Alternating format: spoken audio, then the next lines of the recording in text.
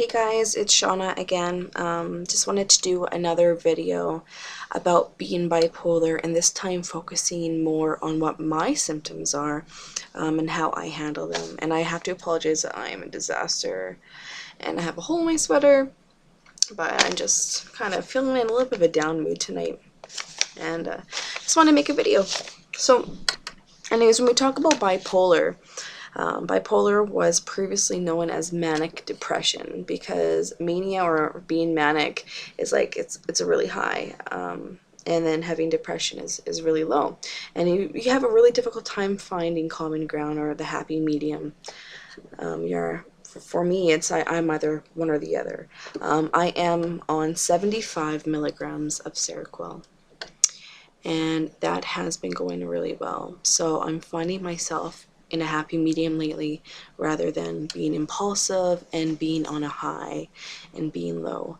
But let's talk about what it feels like for me to be on a high. In all honesty, being on a high doesn't feel like a bad thing.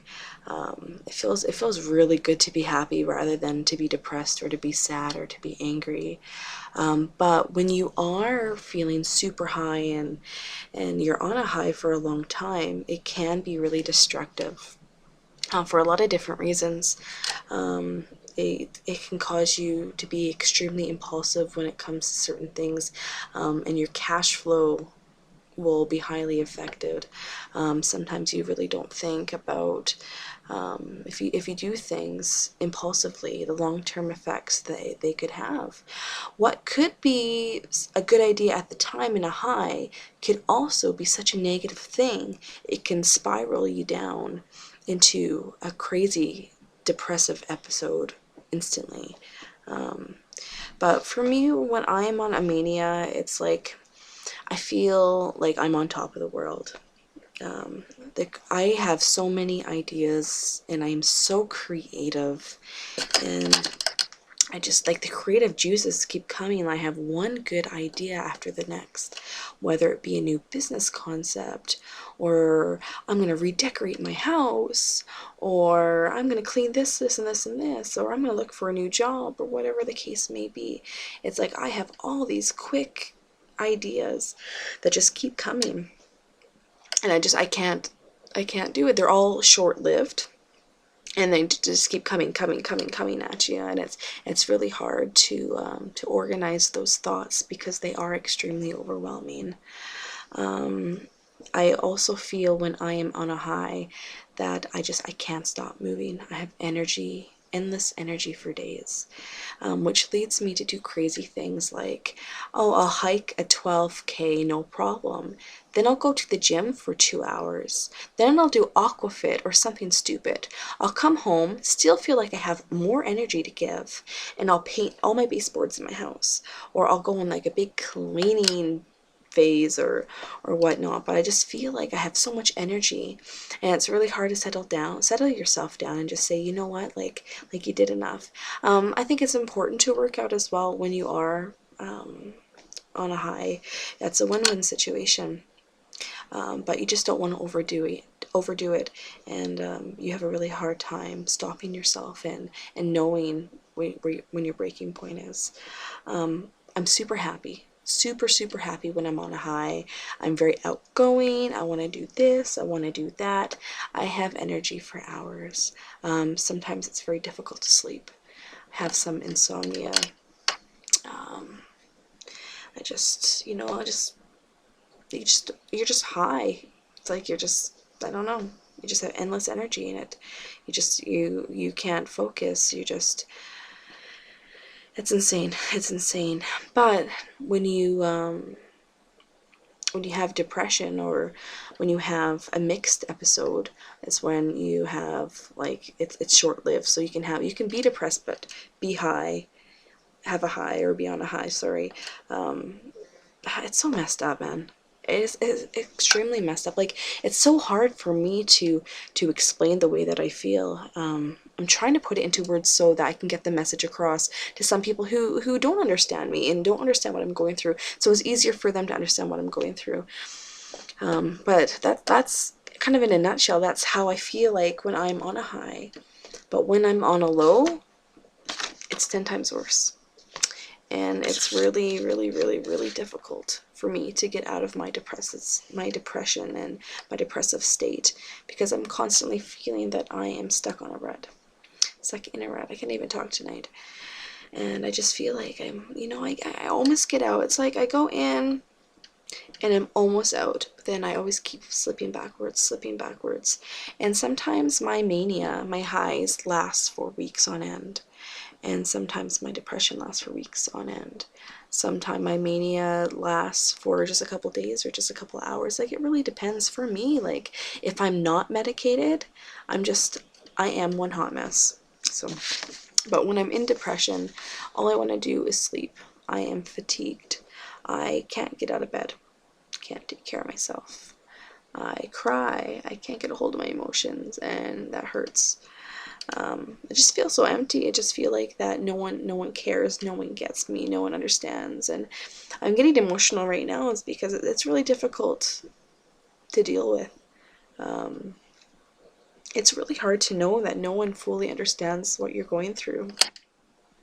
When you are depressed, you are really lethargic. You're not really there mentally. You're angry, you're sad, you're confused, you're overwhelmed. There's so many emotions going on, it's absolutely ridiculous. It's really hard for you to stay positive, to think positive. You judge yourself a lot, you blame yourself a lot. You just beat yourself up mentally and physically. And for me, like, I'm such a great listener of other people's problems. I'm a people person, I love to help. That's just what I'm meant to do. But I'm better at that than I am handling my own problems. The advice that I give to some people is so great, but it's so hard for me to take that advice myself and turn myself around. When I'm depressed, I'm very negative. I cannot see the light at the end of the tunnel at all. And the worst part is that you get really suicidal, or for me, I get suicidal when I'm depressed. And that has grown a lot lately.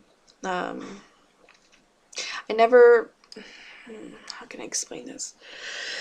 Being suicidal was something that I would never admit to.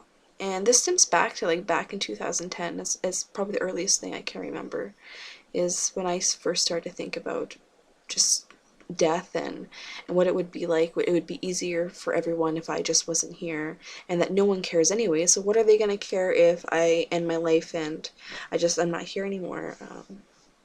Not a lot of people get it.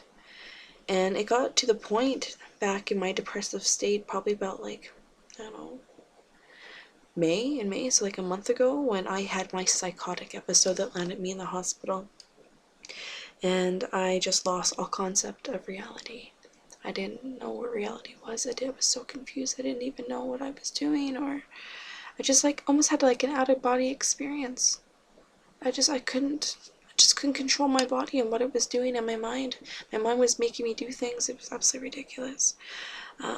And then when I get in that suicidal stage, I do things I think about how I'm going to end my life. And I think about my funeral, and I plan for my funeral. I always think about, okay, well, who's going to show up?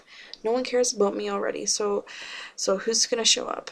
It's just going to be a good situation. Do I want a funeral? And I write about it, and I think about, and I kind of plan for my funeral. It's actually really sick to think about, and it's really, really, really sad. And then, you make a plan. Okay, well, how are you going to do this? And I don't know. When you're at that stage, though, for me, what has gotten me through and has led me to not follow through with my plan of suicide was thinking about my son and trying to think back to all the things that I'm going to miss. All the things that I'm going to miss that if I was stupid enough to do something like in my life. Because I would miss out on so much. And it actually really kills me to think about it. But being manic depressive or having some sort of mental illness, you just can't help what your brain thinks. You're mentally ill. And to have non-supportive people in your life is really the worst thing that can happen. I don't need people to understand fully what I'm going through. I'm doing these videos mainly to try to put you into my shoes. Because like I said, the worst thing is to have people that are unsupportive. I don't need advice. I don't need to be stronger. I'm not weak because I feel this way. And I don't want to always blame it back to a mental illness, but I do. And just to be a good listener without giving advice, without telling me, degrading me even more, telling me that I need to be stronger, that doesn't help my situation. That makes it worse. Because for me, I will obsess over that. And I will think about how unsupportive people are, or you are, if you're not giving me the chance to vent. Because sometimes that's all that I need.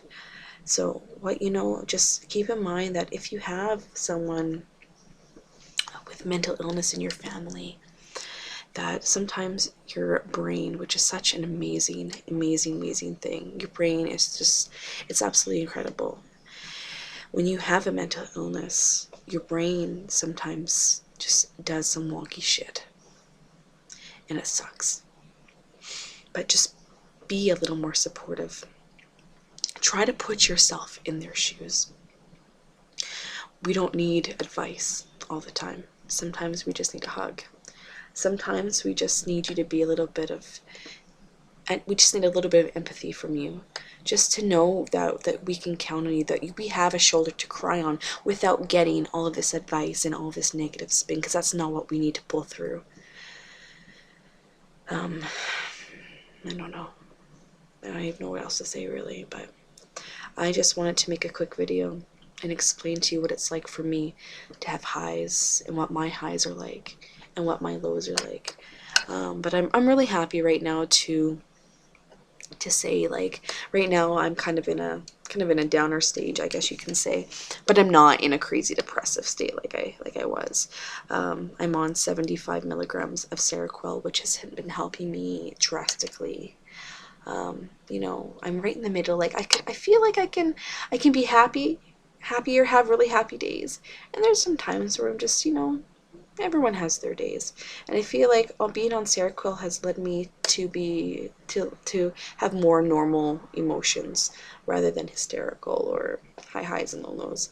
But just remember, if you have someone in your family that has mental illness, it'd be a really great idea if you can just let them know that you're there for them, without judgment, without advice, that you're always going to have their back, and that you can even say, I don't really understand what you're going through, and that's okay, but I just want you to know that I'm there to support you, and that can mean so much to someone who's really in a war with their brain. And I don't know, I think next time I'm just going to make a video about how to tell people that you're bipolar, because I told someone who I really like that I had a mental illness, and trying to tell someone that without having them jump to conclusions or just to judgment about that is it's a big worry on its own. So anyways, I hope that you kind of got the feel of what I'm like when I'm on my highs and when I'm on my lows, and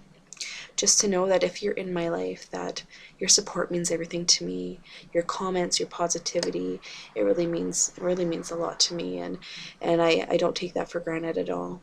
And I've really made some changes in my life, especially with negativity of people, and I'm very thankful for those people who've stuck around and who make me aware that I'm special to them, and it makes me feel loved, and I can't ask for anything more than that. So thanks for listening, and I guess that I will make a video in the next few days with another topic. So thanks so much.